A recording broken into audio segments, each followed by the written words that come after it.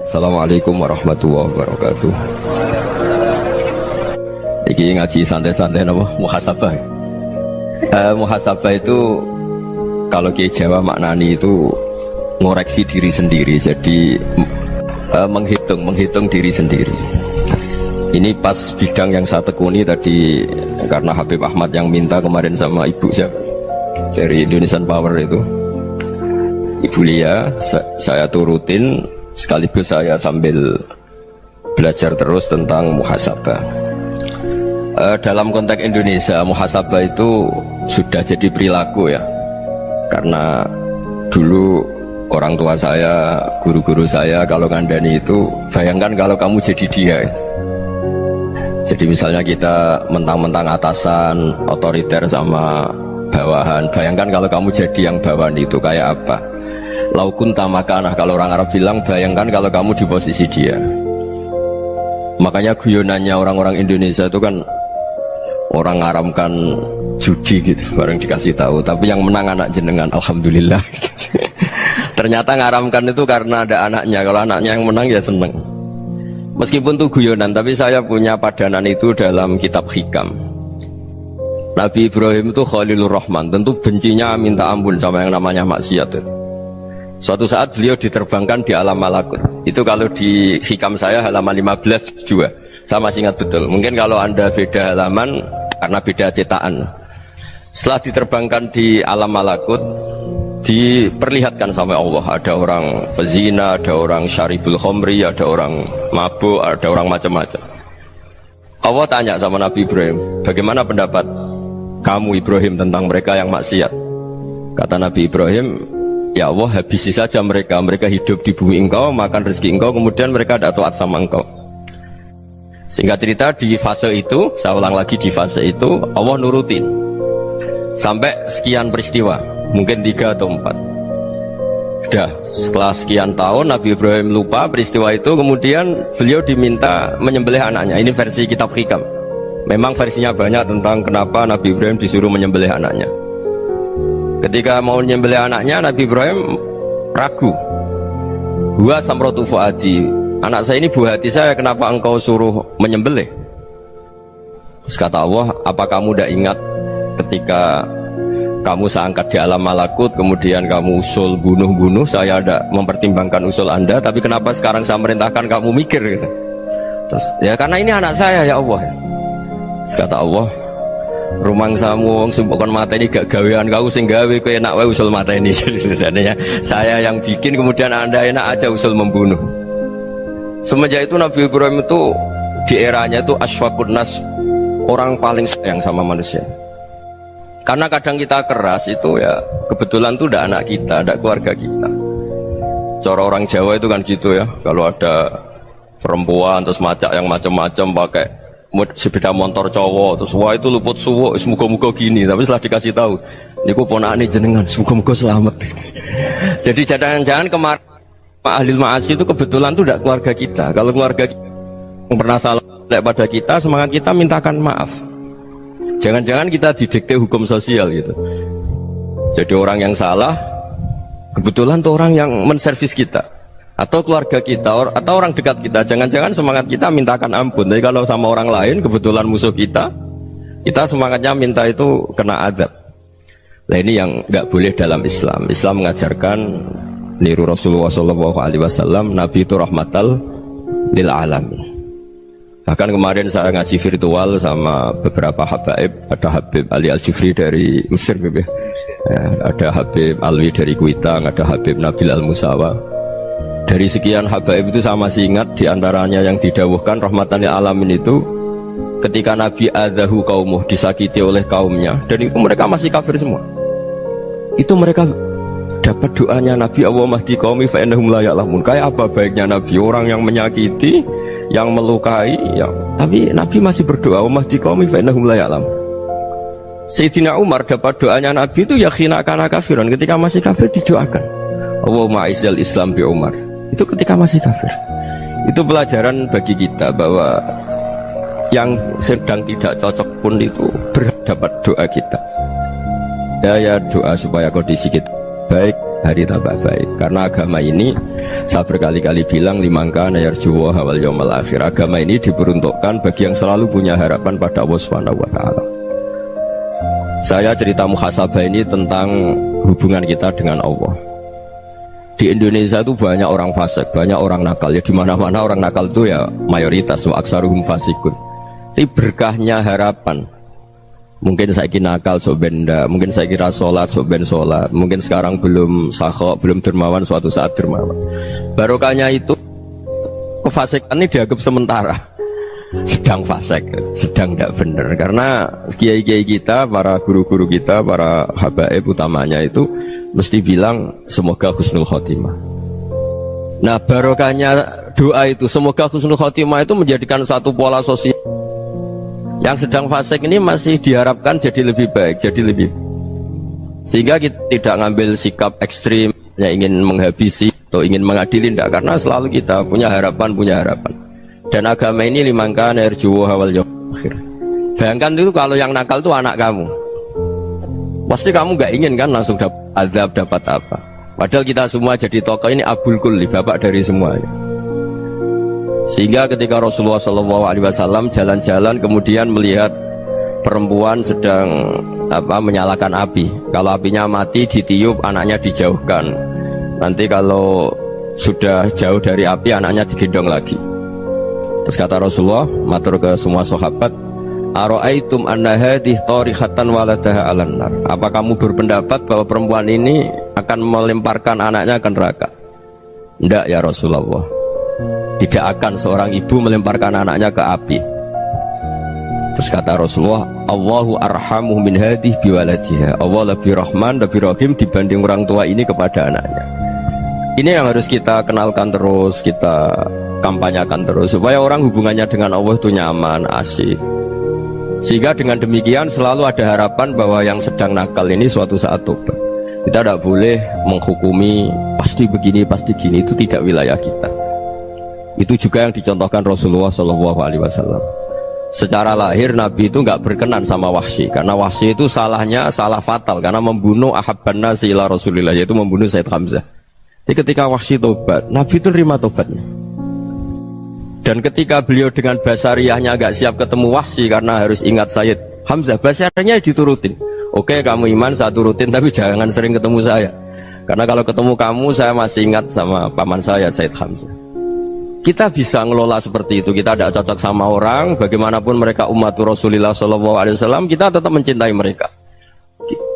Misalnya kalau beda agama, mereka sama-sama orang Indonesia, kita mencintai mereka atas nama warga Indonesia. Tapi kalau misalnya potongannya ora cocok, beda kultur, bawaannya itu mangkel no coro Jawa, ya bisa diilmoni, jangan ketemu. Wong sudah tidak cocok, ingin ketemu nyari solusi, roh ini tok seneng itu kan ya repot gitu. Ya sudah, kalau nggak pati cocok ya jangan sering ketemu. Dan itu kita bisa memanage seperti itu tuh bisa. Saya berkali-kali cerita tentang Imam Syafi'i. Kalau dikasih tahu ya Imam Abu Abdillah, panggilannya Imam Syafi'i, tetangga anda ini ternyata banyak yang nggak senang anda. Jawabnya beliau senang. Ya bagus kalau nggak senang saya, ndak utang saya katanya. Jadi gara-gara saman seneng aku ngatur aku ini kan. Dan mungkin saman rasa seneng kan ya enak. Jadi hidup itu dianggap happy. Kalau seneng ya teman silaturahim, kalau nggak seneng ya nggak bakal utang gitu kan. Baru kayak rasa seneng itu nggak ganggu gitu. Jadi dulu itu orang bisa ngelola seneng tidak seneng itu bisa, karena ada kearifan hubungan dengan Allah Subhanahu wa Ta'ala. Hidupnya selesai karena masyghul bidzikrillah, mereka sibuk dengan Allah. Makanya kata ulama-ulama tasawuf, kamu jangan melihat manusia perilakunya, tapi kamu juga harus ingat yang gerakkan semua itu Allah Subhanahu wa Ta'ala. Dengan demikian kita farah, kita senang.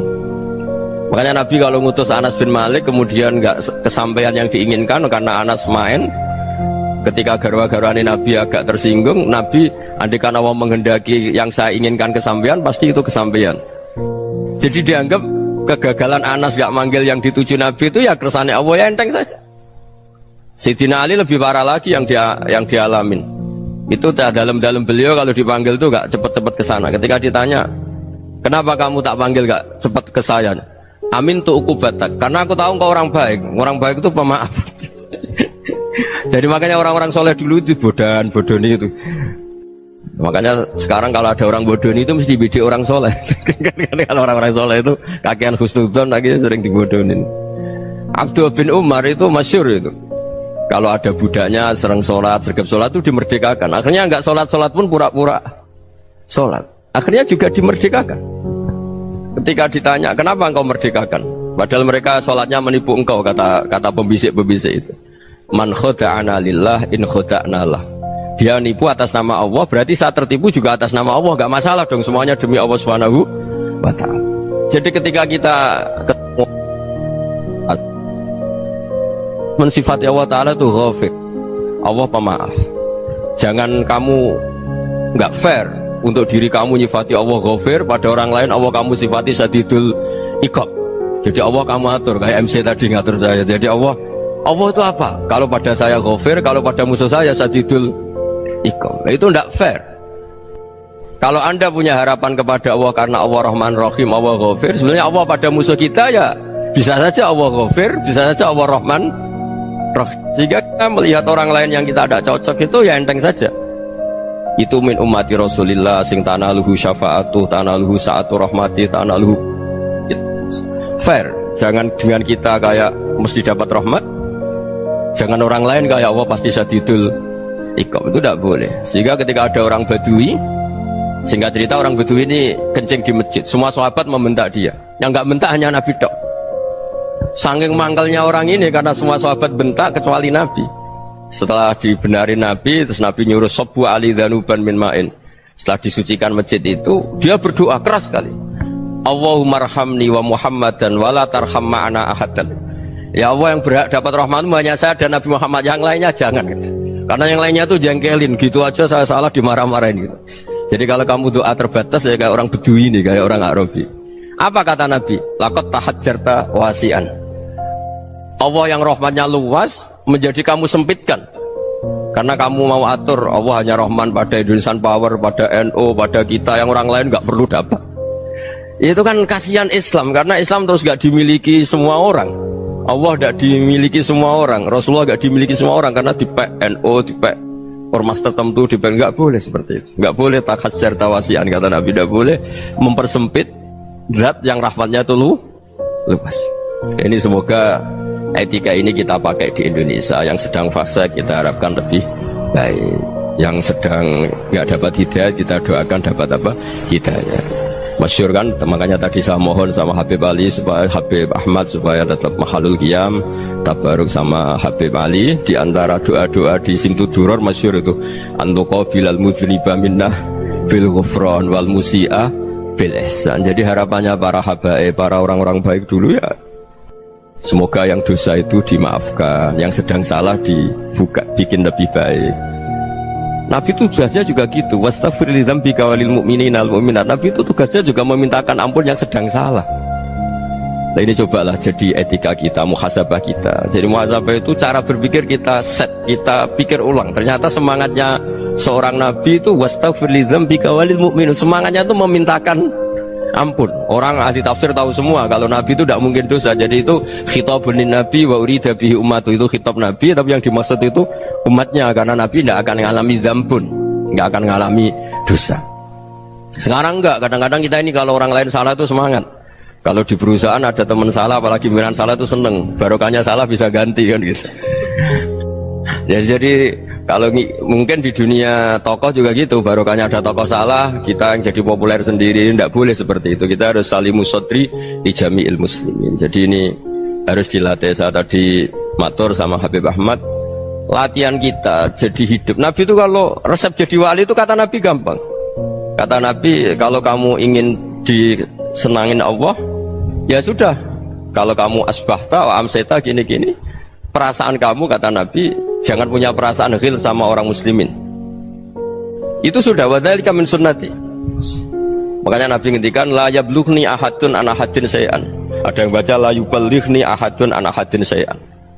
Seseorang jangan melaporkan ke saya tentang salahnya yang lain. Fa inni akhruju ilaikum wa ana salimus sadri. Karena saya ingin ketemu sampean semua dalam keadaan salimus sadri, tidak punya perasaan apa-apa.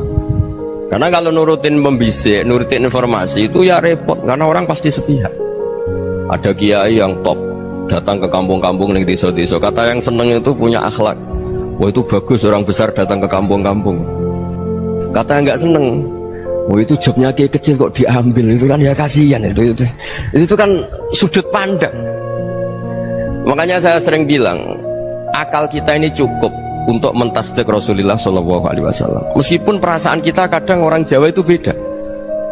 Saya berkali-kali bilang sama peneliti dari Jogja, kenapa sih Gus para nabi itu kok poligami istrinya banyak? Nabi Dawud katanya itu berapa? Nabi Sulaiman malah jumlahnya agak terbatas ini. Nabi Muhammad itu paling sedikit. Saya tanya gini, perempuan itu orang lemah, jadi kalau nolong orang satu gimana baik, kalau nolong orang dua ya lebih baik, ya sudah kira-kira seperti itu. Paling tidak akal kita masih tahu kalau orang baik itu kan mesti baik, nolong orang satu baik, nolong orang dua ya lebih baik, nolong orang tiga lebih baik. Tapi kalau kamu orang nggak baik, satu saja kamu terlantarin, kamu miskinkan, kamu ya tinggal diukur kan. Kalau orang baik nambah baik, tapi kalau orang buruk tambah buruk. Nah itu akal kita bisa menganalisis kenapa sih nikah itu ada yang poligami, ada yang enggak. Sudah ukur saja diri kamu. Misalnya kayak saya elek keriting, rabi terus, memperbanyak wong elek, orang perilaku netok, raine dadi elek kabeh gitu. Tapi nak kowe ku ganteng, alim, ganteng, sugih, anake ganteng-ganteng, berhubung kowe saleh ahli swarga kabeh, mertua yo bangga karena karir kamu meyakinkan. Ini mertua kamu aja gak bangga mau nambah. Ipar gak bangga, mertua gak bangga, desa kamu yang kamu wayai juga gak beda dengan Nabi ketika nikah Juwairiyah itu gak ada pernikahan sebarokah Nabi dengan Juwairiyah itu Azharu Rasulillah. Di situ habis perang banyak tawanan, gara-gara jadi besanya Nabi langsung dibebaskan semua karena Azharu Rasulillah. Sekarang besanya Kanjeng Nabi. Dulu Abu Sufyan memanggilnya bukan main sama Nabi, gara-gara putrinya dinikah terus langsung jadi. Kalau kamu kan enggak, nikah satu, nikah lagi, satu kampung musuh kamu karena istri pertama ya cemburu, yang kedua agak bangga. Wah itu selesai itu di dunia wal akhirah. Maksud saya nganalisis Islam itu harus pakai akal. Dan akal yang dipakai, ini saya bawa ke kitab Ihya, adalah pikiran-pikiran para ulama. Makanya ketika Imam Ghazali ketika ditanya fakaifa bi muslimin fasikin asawaha fi jami'i amri, kalau kalian ketemu orang fasik, orang Islam tapi fasik, perilakunya nggak ada yang benar. Kata Imam Ghazali jawabnya lucu, aneh. Ma min muslimin illa wa islamuhu ta'ah. Tidak ada orang Islam kecuali dia mau Islam, membenarkan Allah dan Rasul itu sudah taatnya dia. Kok kamu tidak bisa melihat taatnya dia? Dia pikirannya kan ini pemabuk, ini tukang apa. Tapi kata Imam Ghazali, sebenarnya kamu masih bisa berpikir positif. Ma min muslimin illa wa islamuhu ta'ah. Tidak ada seseorang Islam ketika dia milih Islam itu pasti ada taatnya, yaitu tasdik pada Allah dan tasdik kepada Rasulullah SAW. Jadi dengan pola seperti itu, maka di antara guru-guru kita yang modern ya di era Mbah Maimun, di sini ada Habib Ahmad, Habib Salim, syair yang sering dibaca beliau adalah ada orang munajat sama Allah. Ini cerita munajat. Itu orang itu ngendikan gini, ana muznibun, ana mukhtiun, ana asi, huwa rahimun, huwa ghafirun, huwa afi. Ya Allah, saya mukhti, saya orang yang salah. Ana muznib, saya orang yang dosa. Ana asin, saya sering maksiat. Tapi engkau ya Allah, engkau ghafir, pemaaf. Engkau rahim, maha pengasih. Engkau afin, yang mudah memaafkan. Kata orang ini ya agak kurang ajar, tapi saking senengnya sama Allah. Qobal tuhunna salasatan bisalasat. Ya gini saja ya Allah, sifat engkau diadu dengan sifat saya. Engkau Tuhan, Gusti, nggak boleh kalah katanya. Terus wasatah liban ausofu ausofi, dan kau pasti pemenangnya gitu. Jadi ada orang rayu Allah dengan cara seperti itu ya ada ya. Saya ini manusia, salah saya banyak. Engkau ampunannya banyak. Engkau Tuhan, Gusti, nggak boleh ampunan Anda, ampunan engkau kalah dengan salah saya. Nggak boleh Tuhan kok kalah. Jadi untuk supaya orang punya harapan gitu. Banyak juga wali-wali yang jadab ketika datang ke makam Rasulullah SAW. Itu kalau dongo ya agak kacau sebenarnya, cara syariat agak kacau. Ya Allah, engkau punya dua pilihan. Jika engkau menjadikan saya soleh, surah habibuk, yang senang kekasihmu, yaitu Rasulullah SAW. Tapi jika engkau menjadikan saya fasik, surah adubuk, yang senang itu setan. Monggo jenengan mau menyenangkan kekasih jenengan, mau menyenangkan musuh jenengan, monggo jenengan bebas kok memilih. Mestinya Allah ya senang menyenangkan kekasihnya. Jadi ya, intinya Allah dipaksa untuk menjadikan dia orang soleh gitu. Jadi kayak kemarin itu Pak Gus siapa yang kesini itu kuliah ke sini itu sama Habib Ahmad. Saya pertama nggak mau, lama-lama Habib Ahmad. Ini gimana Gus? Orang taunya saya dekat jenengan, kalau nggak kasil saya waduh. Ini kayak doanya wali yang tadi. Nggak punya pilihan, nggak ada pilihan. Jadi saya mohon muhasabah itu dimulai cara berpikir. Makanya di sini sebetulnya tag ini supaya dapat barokahnya Ihya. Ini kitab yang disenangi para habaib, para ulama. Sebetulnya tag di muhasabah itu redaksinya gini ya, yang lengkap. Hasibu anfusakum qabla an tuhasabu wazinuha qabla an tuzanu wa tahayya'u lil ardil akbar. Jadi ada kata wazinu, jadi ukur. Perilaku Anda ini diukur, ditakar. Misalnya kita sebagai suami kan ya punya hal-hal yang kita tidak ideal. Corong Jawa mesti pesek, cara rezeki ya pas-pasan ya. Dan kita juga kalau makanya agak boleh tanya istri begini, apa saat cinta pertama Anda? Pasti Anda kecewa. Orang jadi istri hanya korban terakhir itu. Sudah. Karena orang kalau ngelamar kemana-mana gak jadi, yang jadi istri itu pasti korban terakhir itu. Jarang istri pilihan pertama, jarang. Ayo semua yang nikah. Rata-rata itu pilihan Anda pertama Pak, dari sekian ditolak di mana-mana terus. Ya perempuan terakhir. Kamu juga korban terakhir gitu.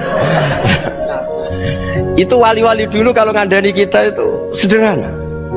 Antal ini masyhur diceritakan Habib Zain bin Semit dalam kitab Al-Manhajus Sawi. Antalam tajid min nafsika kullama turid. Fa kaifa turidu min ghairika kullama turid. Kamu yang ingin ideal saja, kamu tidak menemukan pada diri kamu untuk menjadi ideal. Kamu kan ingin ganteng, ingin punya uang banyak, ingin perilaku Anda sempurna. Anda saja yang punya keinginan tidak bisa mewujudkan keinginan Anda sendiri. Fakaifa turidu min ghairika ma turid. Jadi antalam tajid min nafsika kullama turid. Fakaifa turidu min ghairika kullama turid. Kamu yang punya keinginan saja. Misalnya saya ingin punya uang banyak, perilaku saya selalu benar, gak pernah salah. Loh, saya yang ingin saja dengan diri saya gak bisa untuk benar terus. Kok kamu berharap orang lain selalu benar? Jadi antalam tajid ya sama. Kalau kamu menuntut istri kamu itu ramah, neriman, apa kamu neriman sama wajah istri Anda gitu? Engkau ya pola neng dindi jajaki sana jajaki sini, kamu sendiri tidak tahu apa. Jadi itu nasihat yang luar biasa. Antalam tajid min nafsika kullama turid, fa kaifa turidu min ghairika kullama turid. Kamu mau menghormati semua orang? Tidak mau kan? Kemudian Anda berharap semua orang menghormati kamu. Kamu tidak ingin kan orang lain semua menghujat kamu, sementara kamu enak aja menghujat orang lain. Makanya Rasulullah SAW luar biasa ketika bikin kaidah sosial, apa la yu'minu ahadukum hatta yuhibba li akhihi ma yuhibbu li nafsi. Jadi kalau ukuran iman itu sederhana. Kalau sesuatu itu baik, nyaman bagi Anda ya bayangkan itu pada teman Anda. Misalnya Anda bangun tidur sudah acak-acakan, gak punya uang, utang jatuh tempo, kan gak ingin ketemu orang. Ya kamu jangan bertamu ke jenis ini, karena dengan kamu yang alami juga gak siap ketemu orang. Makanya ada Habib Alim itu dilapuri sama seseorang. Beb, dulu teman saya itu ketika saya kaya itu sering main ke saya. Setelah saya miskin, mereka tidak main ke saya. Kata Habib itu bagus, sunnah Allah begitu itu bagus. Coba kalau kamu dulu kaya, teman kamu main kan kamu gaya, di rumah ada makanan, bisa hormat tamu. Setelah kamu miskin jadi buruh manol di pasar atau buruh bikin boto, teman kamu datang, malu enggak kamu? Mendingan enggak datang gitu. Akhirnya baru, oh ya alhamdulillah kalau gitu. Loh ya kan dulu teman kita datang, kita ada Alphard, istri cantik, rumah bagus. Lah kita miskin, buruhnya orang pas dibentak-bentak, teman kamu udah datang. Milih datang apa enggak kalau setelah kamu jatuh? Enggak kan? Jadi barokahnya ilmu itu terus.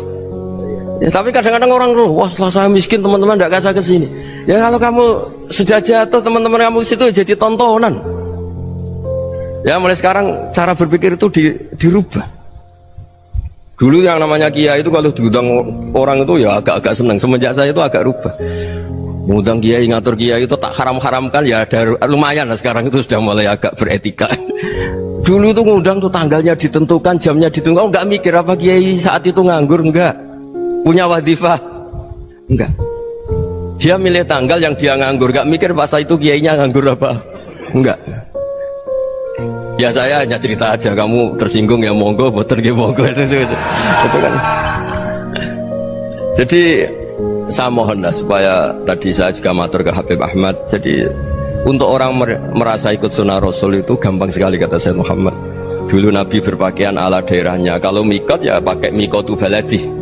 Karena Nabi orang Medina dan beliau berdomisili di Medina, ya misalnya mikotnya dari Bir Ali misalnya. Tapi kalau anda orang kawasan Tanim mau umroh ya dari Tanim. Misalnya kawasan Jirona ya dari Jirona. Artinya apa? Kamu ngambil mikot karena Nabi mikot misalnya dari Bir Ali, bukan berarti kamu harus seperti Nabi di Bir Ali. Kamu orang Mekah, misalnya kamu orang Tanim, orang ya harus dari mikot itu apa? Baladi. Sama, makanya di fikih-fikih itu kalau tahnik anak Nabi orang Arab, halawiyatnya kurma ya kurma. Kalau orang Jawa sedegan, semua podo-podo. Ya podo-podo manis. Jadi ini tabaruk sama Sayyid Muhammad, ini ada murid beliau Habib Ahmad, saya baca supaya orang itu merasa ikut Nabi itu gampang sekali. Ini saya baca ya di halaman tadi disaksikan Habib Ahmad 433 di kitab apa ini? Manhajus Salaf fi Fahmin Nusus. Itu kata Sayyid Muhammad, wa kanat sunnatu Rasulillah annahu yat'amu ma yajiduhu fi ardi wa yalbasu ma yajidu wa yarkabu ma yajidu mimma abahu Allah ta'ala. Faman istamala ma yajiduhu fi ardi fa huwa al-muttabi' lis-sunnah. Kama annahu hajjal baita min madinati. Faman hajjal baita min madinati nafsihi fa huwa al-muttabi' lis-sunnah wa illam takun hadhil madinatu tilka. Jadi intinya misalnya Nabi dulu itu ngasih sedekah kepada fakir miskin ya pakai dinar, dirham. Ya kalau orang misalnya sedekah pakai rupiah ya sudah ikut sunnah Nabi. Jangan, lu Nabi pakai dinar loh, kamu kok pakai rupiah. Dulu dinarnya Nabi udah ada tulisannya Bank Indonesia, kamu ada tulisannya Bank. Ya udah ada seperti itu. Ya jadi misalnya Nabi sedekah pakai tamar atau pakai al-aqid, ya kita pakai beras, pakai apa. Supaya orang tuh bahwa Rasulullah itu milik kafatal linnas, milik semuanya. Sehingga merasa ikut sunnah Nabi itu ya semuanya. Makanya dulu Mbah Mun kalau motivasi saya supaya bombong, kalau orang Jawa bilang bombong. Wong Jawa mesti ono wong alim. Beliau menyontohkan Mas itu Mbah Fadol, Senori, Mbah Ihsan Jambes itu bisa ngarang-ngarang kitab luar biasa. Padahal beliau bukan orang Arab. Imam Sibawayh itu orang Persia, Imam Ghazali orang Tus itu juga ikut Persia. Kata Mbah Mun, wong sing ora Arab lah mesti untuk jatah alim kata beliau, karena Nabi itu diutus kafatal linnas. Nanti kalau orang yang alim itu Arab tok berarti tidak ada perwakilan dari Afrika, dari Asia Tenggara, dari mana-mana. Makanya karena Nabi statusnya itu kafatal linnas. Jadi kita harus bangga sebagai Muslim, sebagai orang Indonesia, karena misalnya Wali Kutub dulu terkenalnya hanya ada di Yaman, di mana. Ternyata pernah ada juga di Indonesia, dan seperti Habib Abu Bakar Segaf Gresik. Jadi ya akhirnya kan tetap orang Indonesia, meskipun beliau zuriyah Rasul kan ya sudah orang apa? Orang Indonesia. Zuriyahnya Habib Ali Sentuduror sekarang di Solo. Jadi Indonesia juga dapat Alawin banyak, dari Sadatin Al-Alawin juga banyak. Jadi saya mohon barokahnya ngaji seperti ini. Melihat orang lain tuh gampang, bayangkan tuh kalau anak kamu. Makanya Nabi, nanti kalau nggak percaya lihat di Hikam nomor 15 di kitab saya itu. Di situ dijelaskan oleh Hikam, jangan-jangan semangat Anda pada orang yang maksiat, pada orang yang keliru supaya dihukum itu karena kebetulan itu udah anak Anda, itu udah keluarga Anda. Coba kalau itu keluarga Anda. Makanya kalau saya guyonan di Jogja itu ada pembantu mecahkan piring terus dimarahi majikannya, saya mesti guyon gitu, pasti itu pembantunya tidak cantik. Kok bisa Gus? Andai kan cantik dan kamu senang mecahno piring satu, piring saya ra iso ngamuk. Ternyata ngamuknya itu karena mecahkan piring apa karena plus tidak cantik? Coba jawab para lelaki nih. Kamu marah sama orang maksiat tuh karena maksiat, karena plus itu udah anak Anda. Bayangkan kalau itu anak Anda. Itu hebatnya Rasulullah SAW.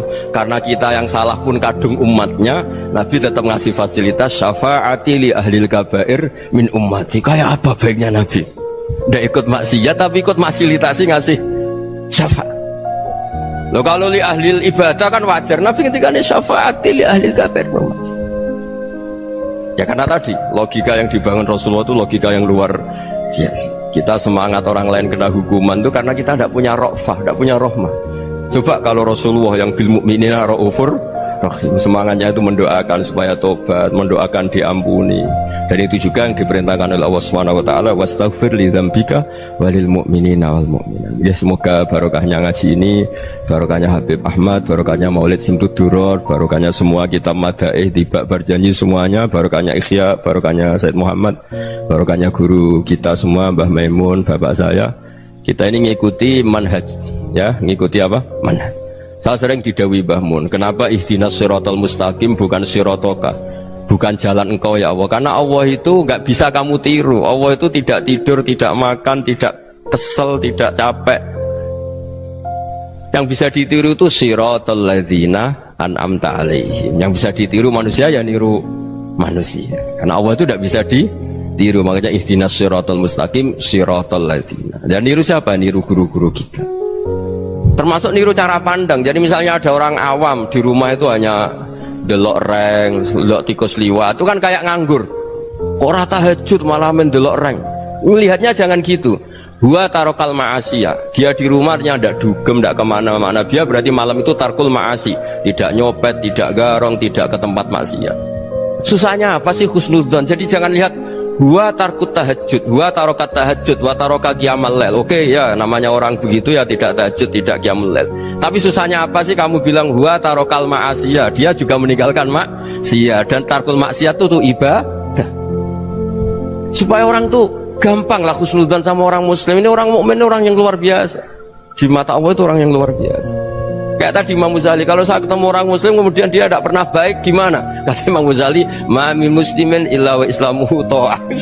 Tidak ada orang Islam ketika dia mentasbihkan Allah dan Rasulullah, berarti dia juga punya taat. Ya ini latihan saja, sing iso nglakoni Habib Ahmad kula namung cerita mawon. Kula cerita secara akademik, saya punya kitab, saya baca, dan alhamdulillah kita paham barokahnya para guru, dan supaya terbiasalah sebaik-baiknya ibadah husnudzoni billah wa husnudzoni bil mu'min. Soal tidak cocok ya diilmoni tadi ya, namanya nggak cocok ya jangan sering ketemu. Seperti Rasulullah SAW, beliau karena sangat mencintai Said Hamzah, ketemu orang yang pernah begitu sama Said Hamzah, ya beliau secara basyariah tidak siap. Tapi beliau secara cara bahasa sekarang, secara profesional, kalau beliau seorang nabi dan harus menerima tobatnya siapapun ya diterima. Saya meskipun dengan A, B gak cocok karena dia begini-begini sama saya, tapi saya ingat dia sholat, dia baca sholawat, dia mencintai Rasulullah, ya kita hormat. Ya soal tidak cocok ya di manage tadi ya, zurhiban tasdid huban. Kalau tidak pati cocok ya jangan sering ketemu, bawaannya enak nanti. Jadi ya semuanya itu diilmoni lah. Makanya ngendikane Ma'ruf Al-Qurhi ada yang baca Al-Kharqi, mangqala fil yaumi salasa marrat wa marham umat Muhammad kutiba minal abdal. Karena semangat mencintai siapapun satu hari sering baca marham umat Muhammad wa ma asli umat Muhammad wa ma tajawaz an umati Muhammad, itu mesti kutiba minal abdal. Dia pasti termasuk wali abdal. Maksudnya semangat mencintai ya dilatih lah. Misalnya Indonesia Power atau PLN, andai kan tidak ada PLN tuh kayak apa? Orang nggak bisa ngaji, tidak bisa aktivitas. Ya barokahnya ada PLN, barokahnya jasanya. Kita sadar, tidak semua kebaikan kita ini memenuhi keinginan orang banyak. Gitu. Orang banyak ingin listrik, ingin saluran apa, dan itu kadang yang mewujudkan orang lain atau kelompok lain.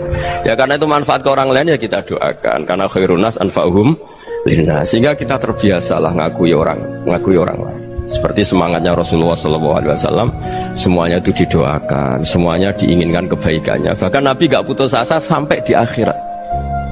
Ketika Nabi lain sudah putus asa karena sudah akhirat, sampai dimintai syafaat semuanya bilang nafsi nafsi, karena merasa semuanya gak punya nyali di depan Allah. Karena ini sudah akhirat, sudah finish. Tapi apa Rasulullah? Analah, ya sudah saya sanggup mensyafaati kalian. Terus kata Nabi, fa'atiyal arsya, saya mendatangi aras, fa'akhirru lahu sajidan, saya sujud, wa ahmaduhu bima hamida allamaniha rabbi. Kemudian saya tetap muji Allah dengan pujian yang terus menerus. Padahal sudah di akhirat, sudah finish. Nabi dimintai syafaat masih sanggup, karena Nabi tahu akhirat tidak bisa mendikte Allah, tidak bisa. Allah terus bilang, ya Allah ini akhirat loh, engkau sudah tidak boleh mensyafaat. Tidak bisa. Allah tidak bisa diganggu akhirat. Allah tidak boleh dibatalkan rahmannya oleh akhirat. Allah tetap Rahman Rahim abadal abad. Dan Nabi tahu itu. Makanya kata para ulama, fa Muhammadun ahmadu min ghairihi. Jadi Nabi Muhammad namanya dua yang terkenal. Sebenarnya banyak yang terkenal dua, Muhammad sama Ahmad. Ketika Nabi punya nyali memuji Allah di akhir akhirat atau sudah ada akhirat itu fa Muhammadun ahmadu min ghairi. Ketika Nabi lain sudah tidak punya nyali muji Allah karena sudah akhirat, Nabi Muhammad tetap berani muji Allah di saat seperti itu. Makanya ahmadu di situ kata ulama itu af'al tafdil, fa Muhammadun ahmadu min ghairi. Kanjeng Nabi lebih memuji Allah di saat yang Nabi lain sudah tidak punya nyali untuk muji Allah di saat itu. Makanya kata Nabi fa akhiru lahu sajidan wa ahmaduhu bi mahamida 'allamaniha rabbi. Akhirnya setelah lama gitu terus Allah ngendikan ya Muhammad irfa' ra'sak wasal tu'tah wasfa' tusyaffa. Sudah Muhammad, angkat kepala kamu, kamu minta apa saya turutin, dan kalau kamu ingin mensyafaati umatmu saya beri hak apa? Syafaat. Nah, semoga semangat itu juga menjadikan kita munajat bahwa rahmat Allah tidak terbatas, harapan juga tidak terbatas. Mungkin yang sedang nakal ya kita katakan sedang, jangan terus kamu pastikan wah ini mesti su'ul khotimah, mesti tidak orang baik. Tidak, agama ini liman kana yarjuha wal yaumal akhir, selalu bagi yang punya harapan. Ya, mungkin dapat barokah semua. Mantu dengan kata wassalamualaikum warahmatullahi wabarakatuh.